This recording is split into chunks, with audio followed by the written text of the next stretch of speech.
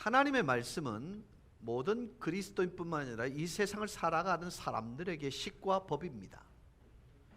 근데 너무나 많은 그리스도인들은 시대의 정신과 하나님의 말씀의 위치를 맞바꿔 버릴 때가 있습니다. 요즘에 이제 왜 연예인들이 혼전 관계로 인해서 임신이 되면 혼전 선물, 혼수 선물이라고 얘기를 하지요. 근데 그리스도인들도 꽤나 많이 그 범주 속에 포함이 됩니다. No, never.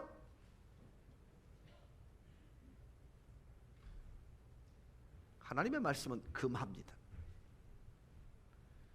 여러분, 너무나 많은 세상이 교회 속에 들어오다 보니까 그것이 정당화되는 거예요. 제가 우리 교회에서 이런 얘기를 한 적이 있습니다. 그러면 사랑스러운 이 연인들과 교제를 할 때 스킨십은 어디까지 해야 됩니까? 엄마 아빠 보는 데서 해도 되는 만큼만 돼요. 목사님 지금 시대가 어느 시대인데, 예, 그렇게 사셔도 됩니다. 그러나 우리 그리스도인들의 식과 법이 존재합니다. 이 말씀을 드리는 것은요, 모든 관계에 있어서 식과 법이 존재한다는 것입니다. 그래서 하나님의 말씀이 우리의 삶의 지표가 되어야 되고 말씀이 기준이 되어야 하는 것입니다. 시대가 아무리 그렇게 흘러간다 하더라도 우리 그리스도인들은 그리스도의 다음을 놓치게 되면은 버리워집니다. 밟힙니다. 여러분, 이 시대의 정신은 뭐예요? 만모니즘입니다. 물질이 주인이에요. 그러나 우리 그리스도인들은요, 물질을 선한 수단으로 인정하고 있고 청지기적인 의미들을 부여하고 있기 때문에 기독교적인 물질과는 다른 것입니다. 자, 여러분, 이런 예를 하나 들게요. 아이들이 그냥 엄마가 좋아서 설거지하는 엄마 뒤에 앉아있다가 그냥 장난을 치다가 그릇 하나 딱 떨어뜨렸어요. 반응이 어때야 됩니까? 이거 얼마 주고 산 줄 아는 줄 알아? 여러분, 하나님이 만약에 그 상황이었다면 뭐라고 얘기할까요? 안 다친나? 근데 이것은 비근한 예일 뿐입니다. 여러분, 그래도 될 만한 이유는 사랑이 전제가 된 대상에 대해서 공격할 이유는 없는 것입니다.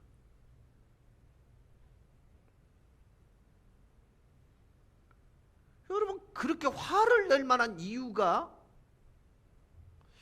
과연 존재할까? 내 아내에게 그렇게 분노하고 내 자녀들에게 분노하고 내 남편에게 분노할 만한 이유가 과연 그래도 되는 것일까를 생각해 보셔야 됩니다.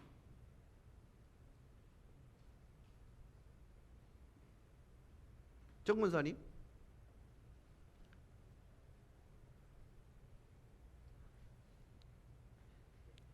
내 좀 이 얘기 좀 할게. 사랑하는 남편한테 화를 낼 경우가 있어요, 없어요? 근데 그 사랑, 그게 남편에게 상처를 줄 만큼 그런 이유예요? 아니면 그냥 평범한데 그런 거예요? 평범한데. 주말 부부가 부러워요? 아니지. 그렇게 말씀하는 게 아니에요.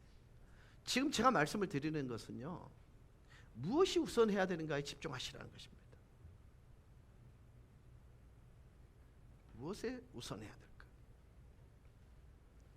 여러분, 가족 간의 모든 게 단절되는 과정에서 우선하는 것이 그들을 단절시키는 식과 법이 하나님의 원리가 아니라면 이것은 우리는 속은 것입니다.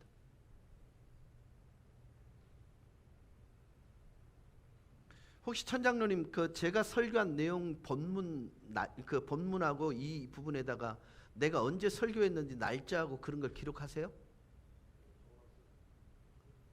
꼼짝 못 하네 내가? 무섭네? 근데 내가 번복하고 반복 설교를 할 때 장로님은 어떤 마음을 가지셔? 또 번복 안에 이런 느낌이세요? 아니면 이 말씀으로 하나님이 또 새롭게 말씀하실 것 같네 라고 기대하세요? 후자입니다. 저희 교회 교인들은 그래요. 이거는요 틀림없는 사실이에요. 근데요 정말 마음이 불편한 사람은요 그걸 기록했다가 이거 또 반복해? 이랍니다. 내가 하고 있는 생각을 다시 생각해 보면 사단의 생각, 사단의 관점으로 바라보는 시각이 있을 것이고 성령이 주신 시각으로 바라보는 시각이 분명히 존재할 거란 말이죠. 맞죠? 여러분, 우리의 모든 관계는요 이 두 가지로 분리가 됩니다. 자, 우리는 지금 뭘 하고 있냐면 솔로몬이 재정적인 자유를 위해서 5가지 원리들을 우리에게 이렇게 제시했는데, 여러분 지금 여러분과의 관계를 맺고 있는 여러분의 남편 또는 여러분의 자녀들과의 관계에서 솔직히요 당신이 너무너무 소중해, 그리고 내 아이들이 정말 이 세상에 어떤 것과 비교할 수 없을 만큼 소중해 하는데 정작 표현 속에는요 물질보다 못해요. 아닙니까?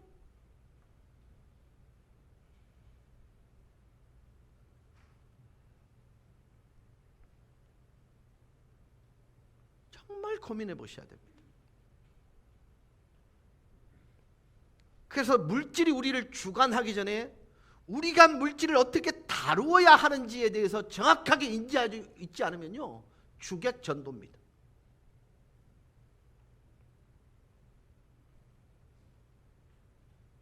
여러분, 내가 잘못 허비할 수 있잖아요. 근데 허비한 돈이 뭐 5억 정도 된다면야 인간아 네 죽고 나 죽자 이래도 돼. 근데 5천 원 정도 허비했다고 쥐잡듯이 잡는다? 이 말을 뒤집을게요.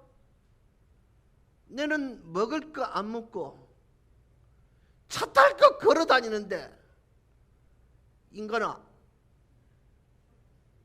이건요 내가 5천 원만 못하다는 말과 똑같잖아요. 여러분, 아무리 내가 이성적인 판단, 감정적인 그런 부분들을 하지만 이성적으로 하나님께서 주신 이성을 통해서 질문하라는 거예요. 그래도 되는지. 그래서 우리는 지난주에 하나님께서 우리에게 원하시는 재정의 원리 3가지를 배웠습니다. 그 첫 번째가 뭐였냐면 회개의 원리입니다. 잠언 27장 23절. 내 양떼의 형편을 부지런히 살피며 내 소떼에게 마음을 두라. 자, 돈이 어디로 흘러가는지를 아는 것이 지혜롭다 그랬습니다. 이건 계획적으로 관리하라는 뜻입니다. 제가 어저께 지난주에 정말 잘못한 게 뭐냐면 우리 세임이한테 가계부를 쓰라 그랬어요. 근데 오후에 이제 제가 정병훈 집사한테 가계부 쓴대 그랬더니 하는 말, 쟤는 돈을 주면 안 쓰는데 얘 큰다? 그러면 가계부 쓸 일이 없잖아. 그래서 내가 가계부 쓸 일 없겠네 그러니까 저한테 하는 말, 이번엔 써볼 모양입니다. 그런다. 썼나? 예정이지만 안 썼지? 쓰기 아깝지? 저금통장가 갖고 있나? 그럼 엄마한테 맡기나? 그럼 네가 보관하고 있나? 내 너 집 한번 갈게. 그 숨 가는데 엄마가 아나? 네 숨 가는데 아나 엄마가? 조심해래. 제가 여러분 이런 질문을 드리고 싶어요. 효과적인 소비를 위해서 질문을 해야 됩니다. 정말 이게 필요한 거 맞나? 그다음 둘째는 뭐냐면 대체제는 없는가? 제가 커피를 이렇게 동기부여를 해서 지금은 정말 커피 전문가가 되어 있는 배충호 대표라고 있습니다. 그 친구는 에가체프를 전문적으로 다루고 있고 우리 교회에 그 발렌티어들에게 전부 커피를 가르쳐준 선생입니다. 그 친구가 어느 날 목사님 정말 좋은 커피가 있는데 한번 맛을 보세요가 나한테 주었는데 정말 맛있는 거예요. 그 커피 이름은 게이샤입니다. 근데 그 게이샤 그러니까 일본 커피인 줄 알아요. 아닙니다. 파나마에 있는 파나마 지역의 이름이 게이샤예요. 근데 내가 마시면서 고개를 깨우뚱깨우뚱 하니까 와예 문제 있습니까? 아니 억수로 맛있다. 그런데 와 고개를 깨우뚱거립니까? 그러니까 이거 내가 많이 먹어본 긴데 그랬어요. 아이 목사님 형편은 무슨 게이샤를 사 먹어요? 아닐 거예요. 그래서 내가 아니다. 이거 내가 분명히 많이 맛을 본 거다. 그리고 드디어 그 커피와 비슷한 맛을 가진 커피를 생각해냈어요. 그게 뭐냐? 여러분이 드립해서 만약에 커피 우리 카페에서 이제 드립해서 마시면 에가체프라고 아시죠? 그 에가체프 아리차라는 게요. 그게 파나마로 넘어가서 그 땅에 심겨서 열매 맺힌 게 게이샤야. 그러면 내가 아리차를 먹어봤으면 게이샤하고 비싼 맛이 나겠죠.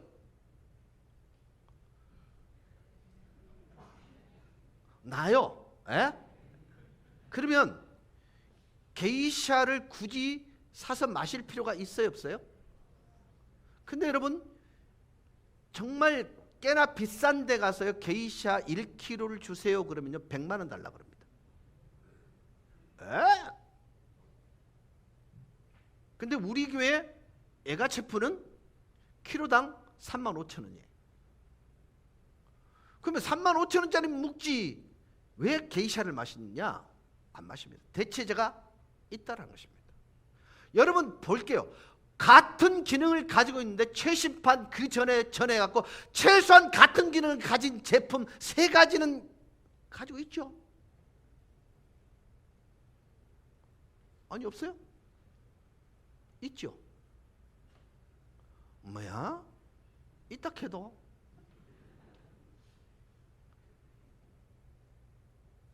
여러분 요새 이제 옛날에는요 이렇게 삑삑 돌려가지고 이렇게 돌리는 그 선풍기 지금도 여러분 집에 있는 분 한번 손 들어보세요.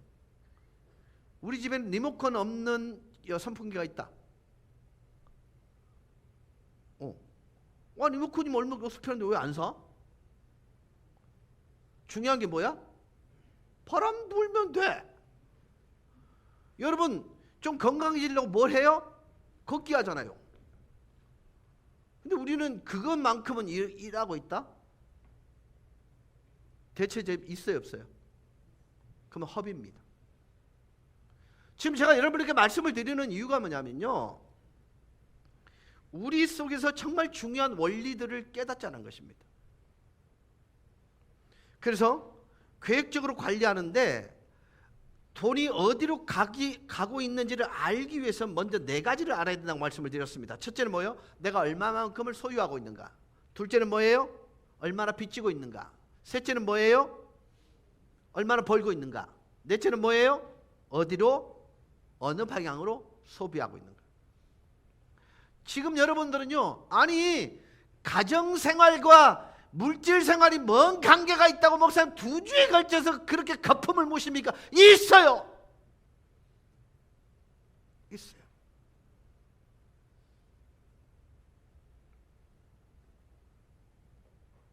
우리가 어떻게 소비하는지를 알아야 됩니다. 두 번째는요 소비를 계획해야 됩니다. 이걸 계획의 원리라 그럽니다. 잠언 21장 5절입니다. 잠언 21장 5절. 부지런한 자의 경영은 풍부함에 이를 것이나 조급한 자는 궁핍함에 이를 따름이니라. 이 말을 뒤집으면요 충동구매는 뭐라고? 궁핍함이 따를지니라. 이 말 왜 이렇게 바꿔도 틀린 말 아니죠? 맞습니다. 근데 성경은요 계획하는 사람은 번영한다고 얘기하고 있습니다. 예산이 뭐예요? 예산은 돈이 어디로 갔는지 궁금해하는 대신에 사용하기 원하는 곳이 어디인지를 보는 게 예산이에요.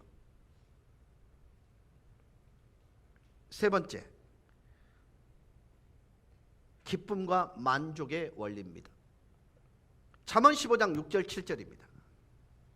의인의 집에는 많은 보물이 있어도 악인의 소득은 고통이 되느니라. 지혜로운 자의 입술은 지식을 전파하여도 미련한 자의 마음은 정함이 없느니라. 얼마 전입니다. 저희 저녁을 간단히 이렇게 차려서 먹는데 그냥 대화를 좀 해야 되잖아요. 그래서 대체로 요새는 이제 그런 대화를 이런저런 얘기를 하면서 이제 밥을 먹는데 갑자기 주경이가 몸을 이렇게 저한테 이렇게 해요. 그래서 내가 뭐 하고 있는지를 봤더니 제가 TV 뉴스를 보려고 몸을 밥을 먹으면서 이렇게 하고 있었어요. 그러니까 주경이가 아이 아빠 그러면서 딱 막는 거예요. 그러니까 이 의미는 뭐냐면 왜 가족 간에 교제해야 될 시간에 대화해야 될 시간에 TV에 집중해요? 그걸 그렇게 치내는 거예요. 그래서 요새는 제가 자리를 아예 바꿔 앉습니다. 주경이하고 마주 앉지 않습니다. 주경이랑 같은 방향으로 앉습니다.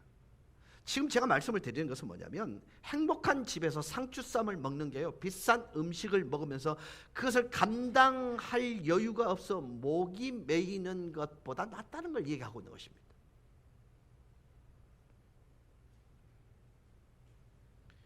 그래서 솔로몬은요, 여기에 대한 해결책을 뭐라고 말하냐면 만족을 배우라, 자족을 배우라, 이렇게 말합니다. 그래서 재정의 핵심은 액수가 아니라 태도입니다. 만족에는 엄청난 적이 있습니다. 대중매체와 유튜브입니다. 여러분, 제가 휴대폰을요, 지금 노트, 내가 뭐죠? 내 종류가 뭐예요? 어쨌든 노트예요. 근데 그 앞에 모델과 지금 쓰고 있는 모델 기능이 뭔가 하나 좀 해상도가 좀 달라졌다 그러더라고요. 근데 저는 그 휴대폰이 필요한 이유는요, 문자 보내고요, 그 다음에 네이버에서 뉴스 검색하고요, 전화 받고, 그 다음에 전화 걸고, 이거 말고는 없거든요. 근데 왜 내가 소비를 하죠, 휴대폰에?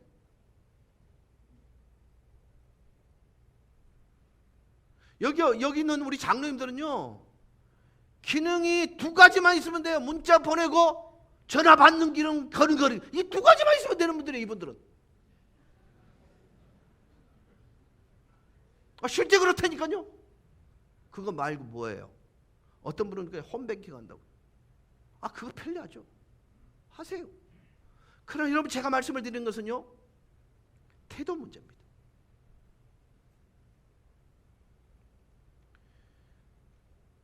어느 날 저는 이제 교회 사역을 하고 있는데 제가 섬겼던 그 교회에 장권사님이란 분이 주경이를 데리고 아마 마켓을 간 모양이에요. 근데 이 아이가 같이 걷다가 장난감 가게 앞에서 발을 떡 벌리고 이렇게 서 있더래요. 그게 보니까 왜 옛날에 보면 이게 낚시 바늘처럼 해갖고 이렇게 갖다 대면 입을 쩍 벌리고 왜 자석으로 낚는 거 있잖아요. 그거 앞에서 눈이 뚫어지려 이렇게 보고 있더래요.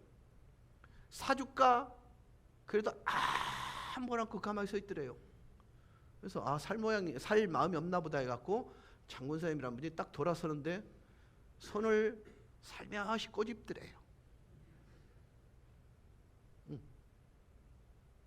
그거 사다 놨는데 그거 한 두 번 이거 하더만은요, 다른 데로 밀렸습니다. 요즘 아이들 대부분 여러분이 소비하고 있는 것을 보면요, 눈에 들어오는 것, 저는요, 아이들이 가지고 있지 않는 모든 것이 필요하고 가져야만 한다는 그 무서운 생각이 정말 위험합니다. 요즘 세대는요, 200만을 벌면 600만을 소비합니다. 이게 통계입니다.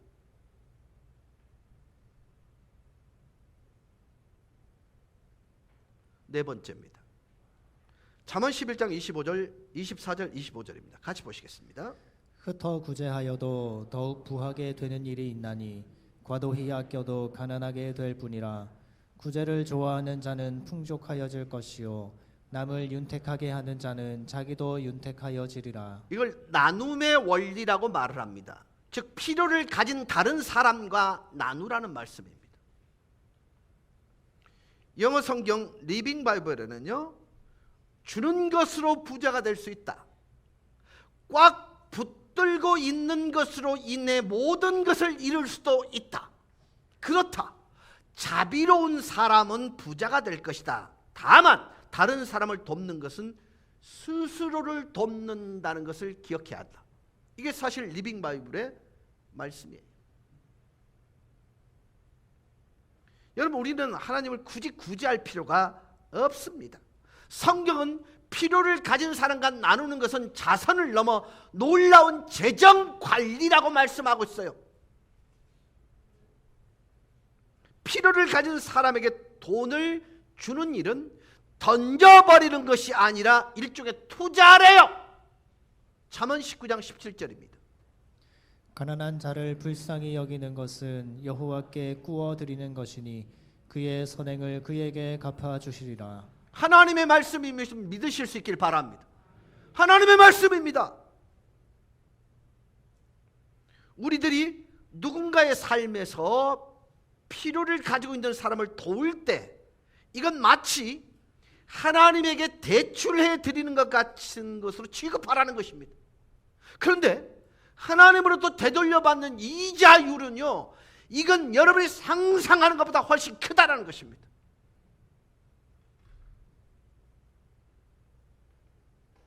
여러분, 가정에서 그래서 저희들 그렇잖아요. 그래도 목사 집이라고 뭐 철되면 이 과일 저런 과일 들어올 거 아니에요. 제가 정말 고마운 것 중에 하나, 집사람은요 딱 우리 몫을 남겨놓고 우리 부교육자들과 같이 나눕니다. 그리고요 필요로 하는 어르신들에게 나눠주기도 합니다. 여러분, 그러고 나면 남의 것 갖고 인심을 쓰지만 너무 행복합니다.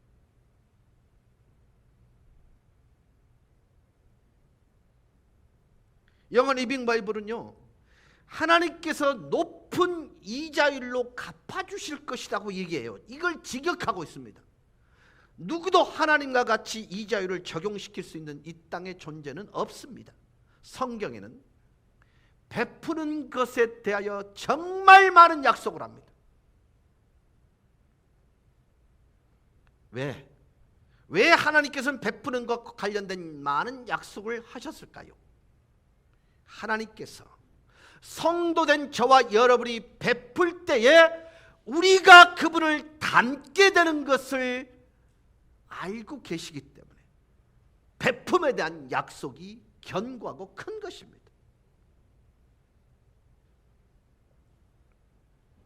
이해하고 들어주십시오. 재정 문제이고 저희 과정과 관련된 부분이기 때문에 이 말씀을 드릴게요. 저는 제 아내와 사랑에 빠졌을 때요, 제 아내 주머니가 구멍 생긴 줄 알았어요. 제가 볼 땐 제 아내는 돈을 모을 수가 없어요. 왜냐하면 계속해서 저에게 이 돈을 썼기 때문입니다. 여러분, 저는요 10,000원에 15장 주는 팬티와 런닝을 입었거든요. 어느 날 집사람이 10,000원짜리 팬티와 런닝을 사왔어요. 신혼여행 갈 때. 이해가 안 됐습니다. 이러면 15장을 쓸 수 있는데. 근데 그 속옷을 제가 우리 교회 올 때까지 입었습니다. 안 떨어지대요. 헐지도 않더만요. 여러분, 저를 위해 왜 아내가 결혼하면서 3년 4년 동안 빚을 갚았을까요? 저는요 책 말고 빚진 게 없었습니다. 책값 말고. 대략적으로 보니까 그 당시에 한 2천여만 원 정도의 책값을 아내가 다 갚았더라고요. 보니까. 아니, 오히려 더 많을 수도 있습니다. 감당도 안 되는 게 책만 줘야 그거 다 샀다? 그 뒷감당은 아내가 했습니다. 이유가 뭘까요? 저를 사랑하기 때문입니다. 여러분, 사랑 없이 베풀 수 있습니다. 하지만 베푸는 것 없이 사랑할 수 없습니다. 제가 항상 여러분에게 누구인가 베푸는 것을 권장하는 이유가 바로 이것 때문입니다. 관대함은 사랑의 표현입니다. 동시에 믿음의 표현이기도 합니다. 잠언 22장 9절입니다. 선한 눈을 가진 자는 복을 받으리니 이는 양식을 가난한 자에게 주민이라. 잠언 28장 27절입니다. 가난한 자를 구제하는 자는 궁핍하지 아니하려니와 못 본 채 하는 자에게는 저주가 크리라. 여러분, 좀 잔인한 말이잖아요. 적당히 내한테 죽도록 야단 맞는데 이 정도 해도 되는데 뭐라고요? 저주받을 거라고.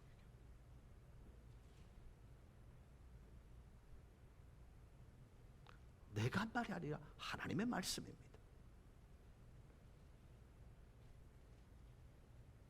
마지막입니다. 마지막 재정의 원리 뭘까요? 여러분 다 아시는 거예요. 뭘까요? 아이고, 역시 우리 교인들은 눈치도 빨라요.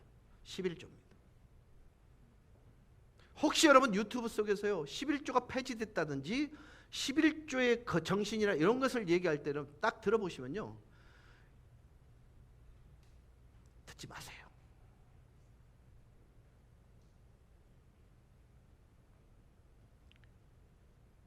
잠언 3장 9절입니다. 내 재물과 내 소산물의 처음 익은 열매로 여호와를 공경하라. 이렇게 명령해 놓으시고 10절에서는 이렇게 약속하셨습니다. 10절입니다. 그리하면 내 창고가 가득히 차고 내 포도즙 틀에 새 포도즙이 넘치리라. 그분께서는요 가장 먼저 익은 첫 열매라고 말씀하십니다. 이 말씀의 원리는 우리의 재정과 물질에 하나님을 가장 최우선에 두라는 것이고, 그러고 나면 하나님이 도우실 것이고 감당해 주실 거라는 것입니다. 이게 약속의 말씀입니다. 그래서 여러분 11조에는 세 가지 목적에 대해 가르칩니다. 첫째, 과거의 목적을 갖습니다. 11조는 우리의 감사를 보여줍니다. 나는 11조를 하면서 이렇게 말합니다. 주님 당신이 아니면 내가 이것을 가질 수조차 없다는 것을 깨닫게 해주셔서 고맙습니다. 이렇게 얘기합니다. 안 그렇습니까? 이상하지요? 최선을 다해서 곳간에 쌓아뒀는데 단 한 방에 날아갈 때가 있습니다. 두 번째 목적은 현재를 되새기게 합니다. 신명기 14장 23절입니다. 내 하나님 여호와 앞 곧 여호와께서 그의 이름을 두시려고 택하신 곳에서 내 곡식과 포도주와 기름의 11조를 먹으며 또 내 소와 양의 처음 난 것을 먹고 내 하나님 여호와 경외하기를 항상 배울 것이니라. 이 말은요, 이 말이에요. 저는 하나님 당신을 제 삶의 모든 영역 중에 최우선의 순위에 두기를 원합니다.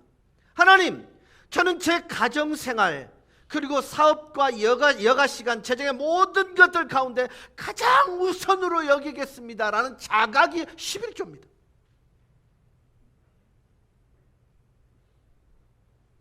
셋째는 미래에 대한 믿음이에요. 하나님 당신께서 제게 축복으로 되돌려 주실 것을 믿기에 심습니다. 하나님께서 저를 돌보실 것을 신뢰하기에 심습니다. 어떤 노인이 사막길을 가고 있었습니다. 가다가 60년 정도 된 펌프, 펌프 있잖아요. 그걸 발견하게 됩니다. 너무 오래돼서 고장난 것처럼 보입니다. 하지만 그 펌프 옆에 나무로 된 표지판이 하나 있었는데 그렇게 적혀 있었습니다. 만약 당신이 목이 마르다면 발밑을 파보라. 그곳에 물이 들어있는 유리병이 하나 있을 것이다. 그 유리병의 물을 펌프에 넣고 저으라. 그러면 몇 분 동안 펌프가 쿨럭거리다 당신이 필요한 만큼의 물을 제공해 줄 것이다. 그러고 난 뒤에 다시 당신은 그 유리병에 물을 채워 땅에 묻어라. 자, 이걸 결정을 해야만 합니다. 있는 물병을 가지고 내가 계속 사막을 여행할지, 아니면 그 펌프에 마중물 삼아 부을지를 결정해야 됩니다. 여기서 이런 질문을 할 수 있어요. 그 노인이 한 병의 물을 의지하느냐, 아니면 펌프에 물을 부어 가늠할 수 없을 만큼의 물을 얻느냐? 여러분이라면 어떻게 하시겠어요?